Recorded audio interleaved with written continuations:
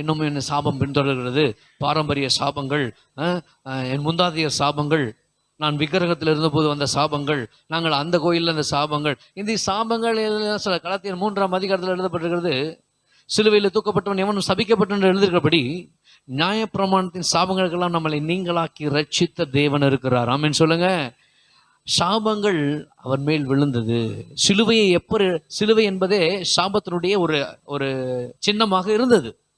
இயேசு கிறிஸ்து சிலுவையை சுமந்த பிறகுதான் இயேசு அந்த சிலுவையை புனிதமான சின்னமாய் மாறிவிட்டது. சொல்லுங்க. இயேசு சிலுவையை தூக்கின பிறகுதான் சிலுவை அவன் கழுத்துல தொங்க விட்டு டாலராக போட்டுன்னு வரான். இப்போ அப்புறம் இந்த மாதிரி நாம கூட சர்ச்சில் வச்சுட்டு இருக்கோம். உங்களுக்கு தெரியுமா, இயேசு கிறிஸ்துவ தொங்க விடுறதுக்கு முன்னாடி அந்த சிலுவையை குறித்து போனா அது இருக்கிறதுலே மோசமான சின்னம். சிலுவை என்றது அவமானமான ஒரு காரியம்.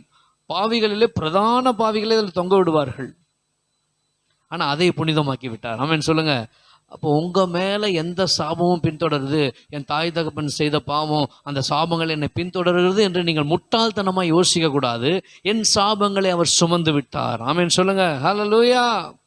நான் சாபத்தோடு வாழ மாட்டேன், ஆசீர்வதிக்க சொல்லுங்க, ஆசீர்வாதத்தோடு வாழ அழைக்கப்பட்டிருக்கிறேன்.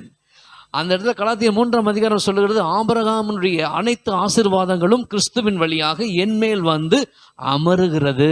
அல்லேலூயா. யூதனானாலும் கிரேக்கனாலும் ஆண் என்றும் பெண் என்றும் இல்லை, விசுவாசிக்கிற யாவருக்குள்ளும் அந்த வார்த்தை பலிக்கிறதுன்னு சொல்லப்படுகிறது.